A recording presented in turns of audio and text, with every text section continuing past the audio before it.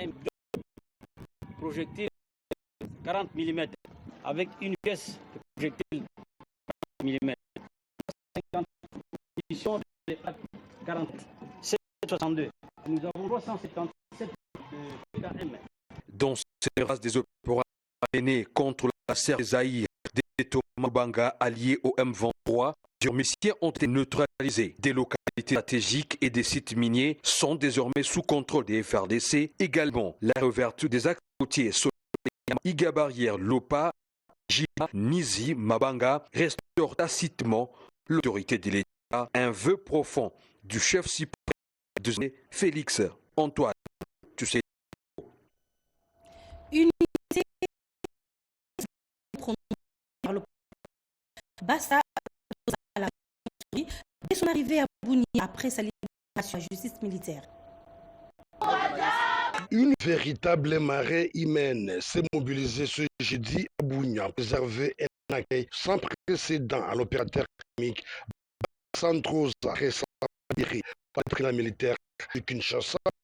Membres de sa famille, amis, connaissances économiques ont afflué vers l'aéroport de Bougna afin de lui témoigner leur souci et leur compassion de son arrivée. Un cortège impressionnant s'est formé traversant le centre-ville de Bougna jusqu'au gouvernorat. À l'issue de son entretien avec le gouvernement militaire de l'Ituri, le dignitaire d'État Bassan Troza a lancé un appel fort à l'unité, au patriotisme et au soutien règlement établi en vue de stabiliser cette région du pays.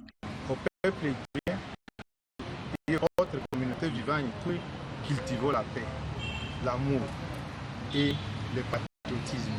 Bannissons tous les activaires de la division, la haine tribale, la calomnie et la guerre, qui causent la mort, la pauvreté, la décision, les déplacements, les serres et prennent les développements. Reconnu comme l'un des opérateurs économiques majeurs de l'Ituri, Bassan Troza contribue activement au développement et au bien-être de la province. En a suivi une prière de bénédiction à sa résidence. Cadre de lutte contre le paludisme, l'exécutif provincial du Kwilu, avec l'appui du PNLT et ses partenaires, a Bagata une vaste campagne de distribution gratuite de moustiquaires imprégnés visant plus de 5 millions de bénéficiaires. Marie-Chimé Kamoka, à partir du territoire de Bagata dans le Kwilu. Le gouvernement provincial du Kwilu et les partenaires engagés dans la lutte contre le paludisme sont déterminés à réduire le risque de cette pathologie pour avoir une population en bonne santé. La campagne de distribution gratuite des moustiquaires imprégnés d'insecticides vient d'être lancée dans le territoire de Bagata par le ministre provincial des Sports Bonaventure Kipalamoto au nom du gouverneur de province. Les personnalités ont tour à tour souligné l'importance de dormir sous la moustiquaire imprégnée d'insecticides en vue de la santé communautaire. Le gestionnaire du projet, le docteur Eric Sassa, représentant le directeur national de IMA, est revenu sur les objectifs de cette campagne. La campagne de distribution est prévue pour la province de Kwilu. On a sélectionné 19 zones sur 24. L'objectif, c'est le paludisme. La plus meurtrière et puis la fréquente. Les études ont prouvé que l'utilisation correcte des moustiquaires réduit les cas de paludisme de plus d'un tiers. Nous allons donner la moustiquaire gratuitement et les relais communautaires vont passer porte à porte et déposer la moustiquaire. Ne pas utiliser cette moustiquaire à d'autres fins. Près de 3 millions de moustiquaires seront distribués au cours de cette campagne du 6 au 13 septembre 2025 dans 9 zones de santé sur à travers le territoire du Kwilu afin d'assurer une large couverture sanitaire. Une campagne qui contribue à l'amélioration de la santé communautaire et financée par le Fonds mondial à travers Sanru avec l'expertise des mises en œuvre des IMA World Youth, une organisation qui apporte des solutions au profit de la pauvreté, l'accès aux soins et aux questions liées au changement climatique. Et après le lancement officiel du trafic ferroviaire, Kinshasa Matin, expert transport, accompagné d'autres autorités politico-administratives, ont effectué une étude sur cette voie ferrée.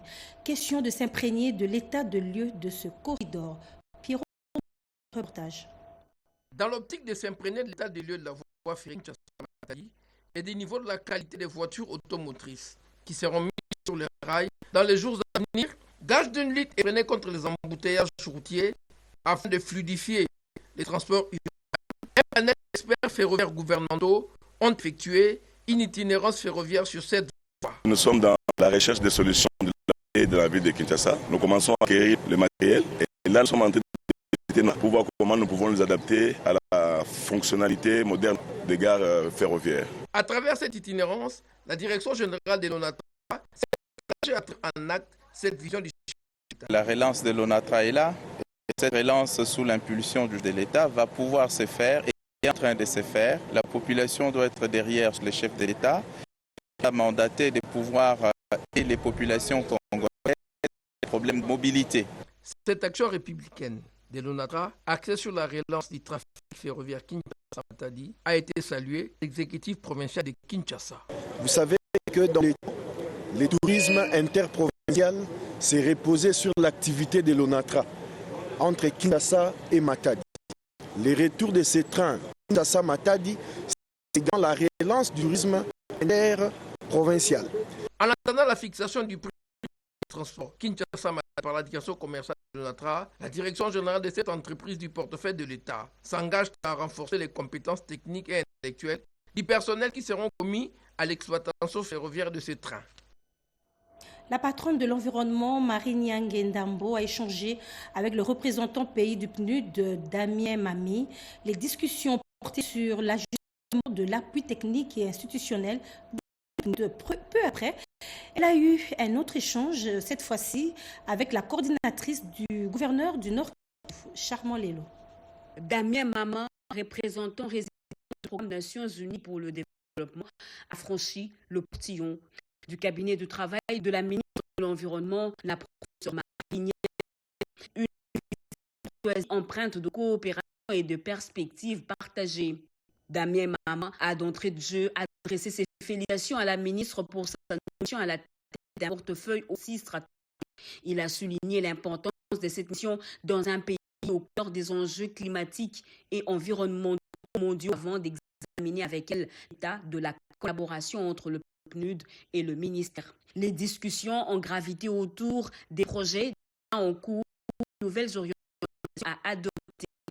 Damien Mama a également insisté sur le rôle central que joue la République démocratique du Congo au sein du bassin du Congo, deuxième poumon écologique mondial, et sur les liens étroits entre les enjeux environnementaux et les domaines comme l'énergie, les infrastructures et la gouvernance des ressources naturelles.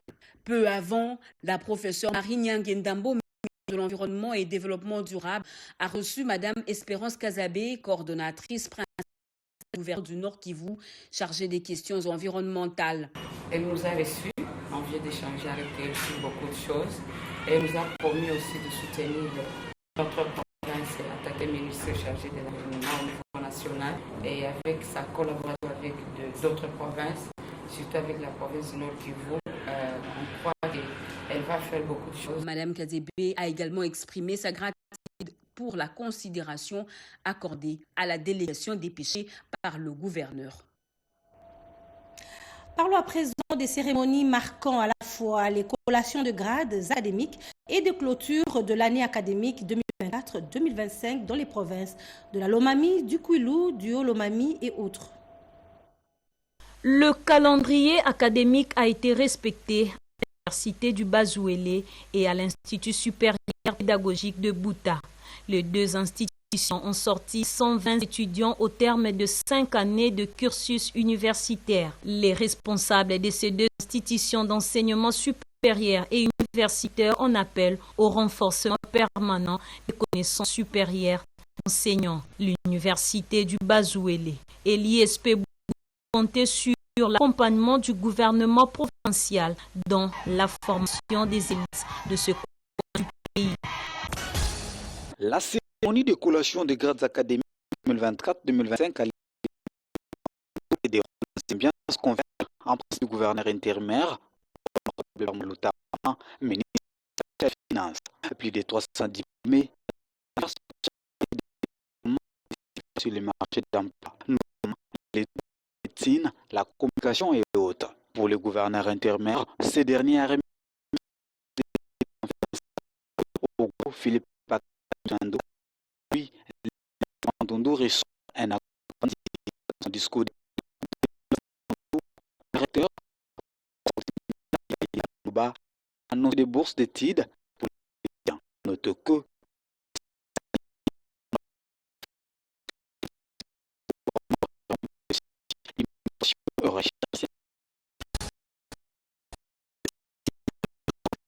procession partie du rond-point du Mbabou, les finalistes d'Allégresse ont arpenté jusqu'au stade mythique de Kamina. Enfin, sur l'emploi, c'est le tout fondu 170 ont salué les moments de formation passés dans ce match. Après eux, les secrétaires généraux académiques, le professeur ordinaire Kassongonkulu Kimbalama un tableau réduisant cette année qui prend fin. Les professeurs ordinaires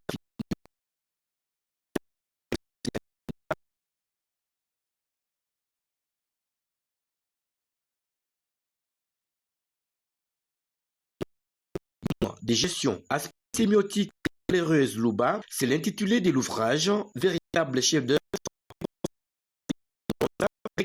de l'université de Kamina, porté sur le fonds baptisme directeur administratif.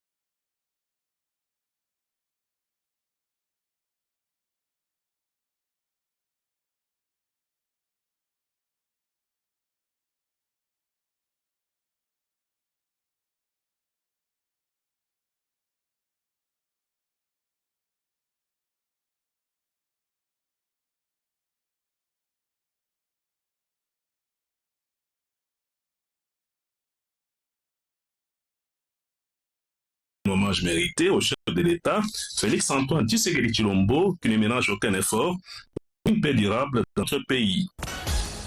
Lors de cette activité, 131 lauréats issus de l'ancien que du nouveau système ont été officiellement versés sur le marché de l'emploi. Dans son rapport académique, le master Jonathan Ngef Malamba, secrétaire général académique, des statistiques et résultats notables de l'année académique 2024-2025. La directrice générale, chef de travaux Catherine Kabika-Ilunga, a également mis en avant les avancées en matière d'infrastructures et de nouvelles technologies au sein de l'institution. Au nom du gouverneur de province Iron Van Kalombo Moussoko, le ministre provincial du plan et budget Karl Ngoï Mayombo a félicité les diplômés. Signalons que la cérémonie tenue à Sengamonga dans la commune de Kabondo et a rassemblé des personnalités éminentes ainsi qu'un grand nombre d'étudiants, des parents et des invités.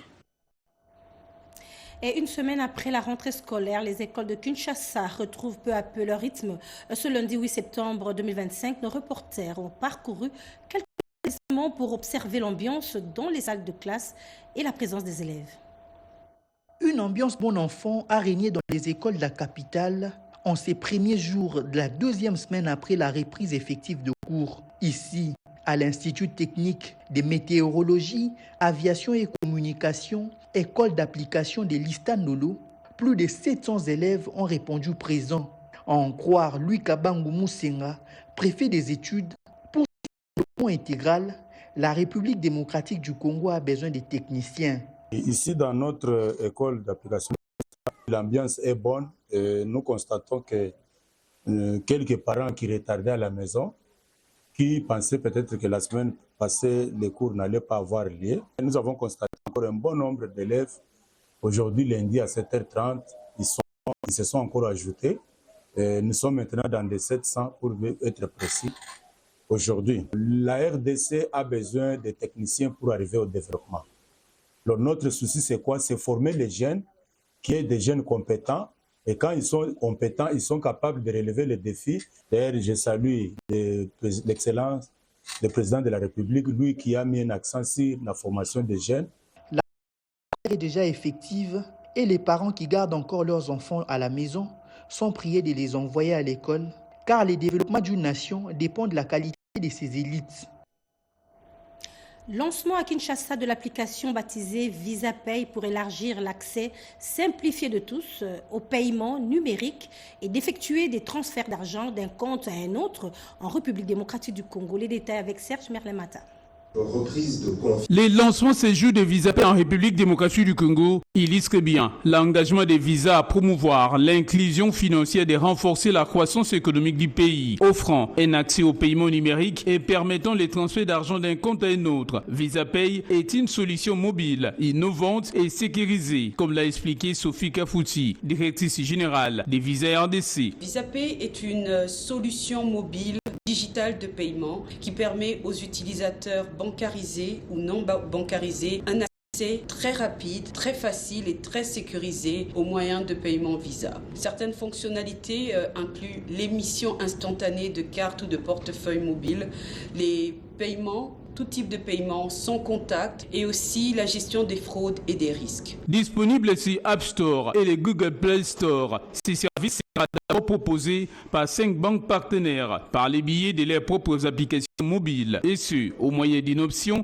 d'intégration flexible. À cette occasion, le gouverneur de la Banque centrale du André Ouamesso a salué cette initiative qui va permettre d'accélérer la transformation économique et offrir des nouvelles opportunités à la République démocratique du Congo. La Banque centrale du Congo a inscrit parmi ses priorités la modernisation du système financier, l'élargissement de l'accès aux services financiers, le retour de la confiance en la monnaie nationale franco-congolaise. Ainsi donc, VisaPay présente plusieurs avantages pour ses clients et utilisateurs. Il s'agit entre autres de la sécurité des pointes, la rapidité nécessaire et les conforts.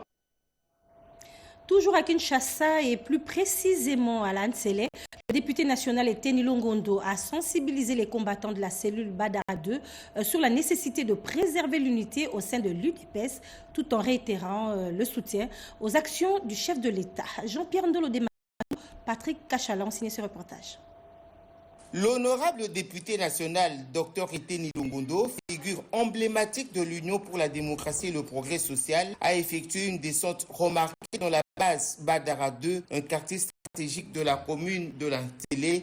Invité par les combattants et combattantes, le député a animé une séance de sensibilisation axée sur la paix, l'unité et la cohésion interne du parti. Je suis venu à la base de Badara 2 pour discuter avec eux. Nous travaillons pour la base. Maintenant, quand les cadres ne s'attendent pas, c'est la base qui doit maintenant s'impliquer pour que le cadre puisse s'attendre et que le parti aille de l'avant. Ce message a été accueilli avec enthousiasme par les militants, conscients que les divisions internes pourraient affaiblir les efforts du parti au pouvoir face aux nombreux défis du pays.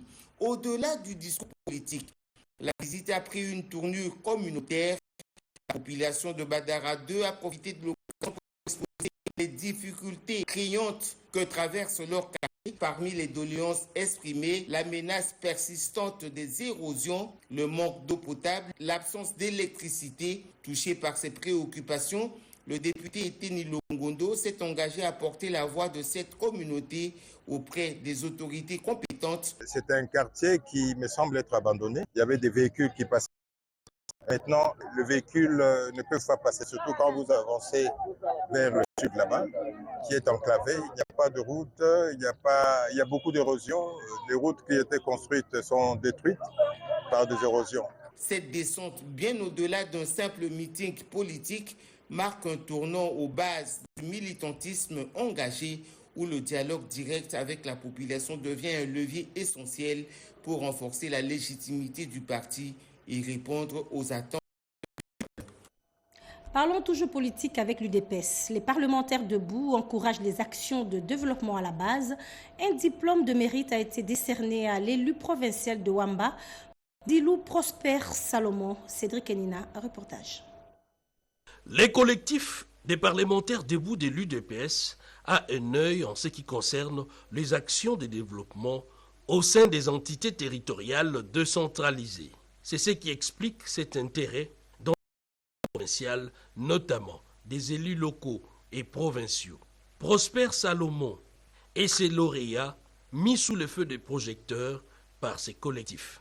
Cet élu provincial qui a fait preuve de son pragmatisme en répondant de manière directe aux cris d'alarme et aux besoins quotidiens de la population, qu'on a même surnommé héros vivant, a imposé une marque dans le Haut-Ouélé.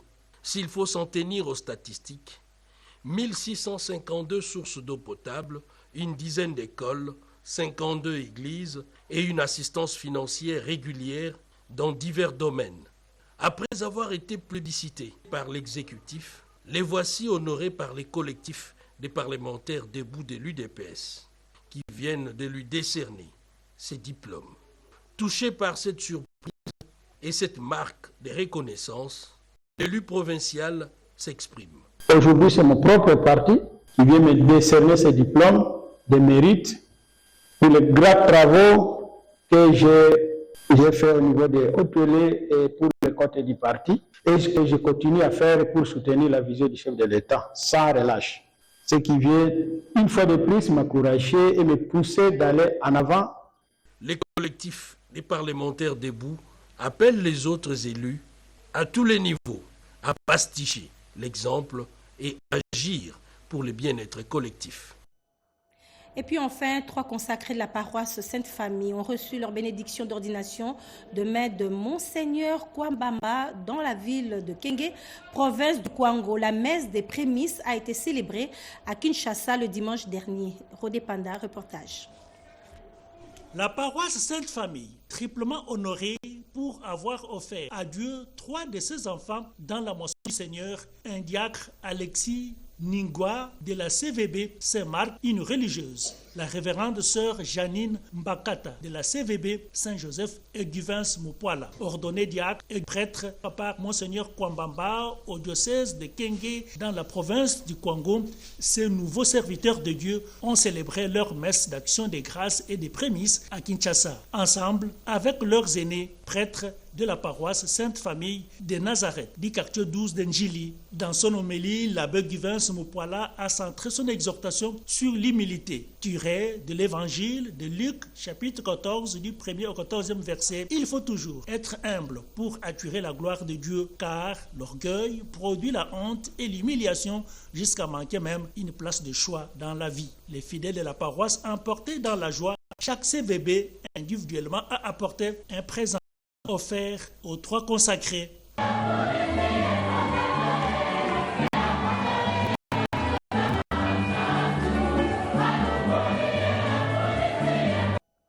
Et avant de nous séparer, cette nouvelle, les léopards de la République démocratique du Congo reçoivent les lions de la Teranga du Sénégal ce mardi 9 septembre 2025 à 17h au Stade des Martyrs dans le groupe B.